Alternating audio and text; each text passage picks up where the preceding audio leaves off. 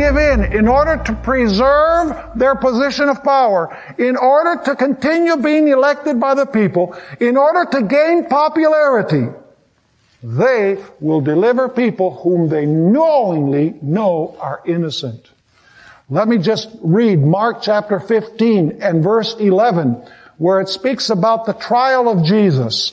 And it says there, "But the chief priests stirred up the crowd so that he should rather release Barabbas to them." In other words, the enemy of Jesus was not the state. Pilate didn't have any gripe with Jesus. Even the multitudes were not really technically the enemies of Jesus. It was the religious leaders. And the religious leaders influenced the people to clamor to the state that they would destroy and kill public enemy number one. That's exactly the way that it's going to happen in the future in the United States of America. Exactly the same thing that happened during the Middle Ages. Ellen White, once again, in the book The Great Controversy, page 592, has this rather chilling description of this time. She says, "Those who honor the Bible Sabbath," and we're going to discuss this a little bit later on, "those who honor the Bible Sabbath will be denounced as enemies of law and order, as breaking down the moral restraints of society, causing anarchy and corruption, and calling down the judgments of God upon the earth.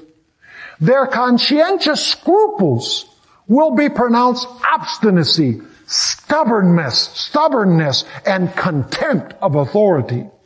They will be accused of disaffection toward the government. Ministers who deny the obligation of the divine law will present from the pulpit the duty of yielding obedience to the civil authorities as ordained of God.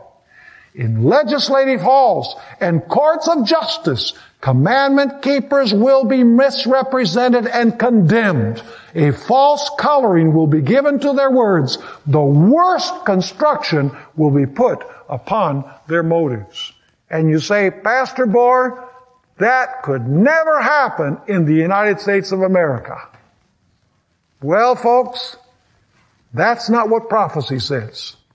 Prophecy tells us that this beast from the earth is going to make an image of that first beast.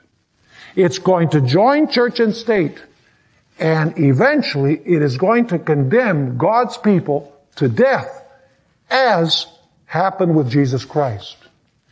You see, people today have been unwilling to a great degree of learning from the experience of the earliest church.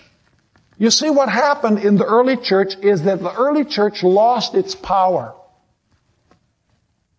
And as a result of losing its power, the moral condition of society deteriorated. And so the church said, we need to straighten things out. And so basically what they did was unite with the civil power to enforce morality and to enforce religion, to moralize society.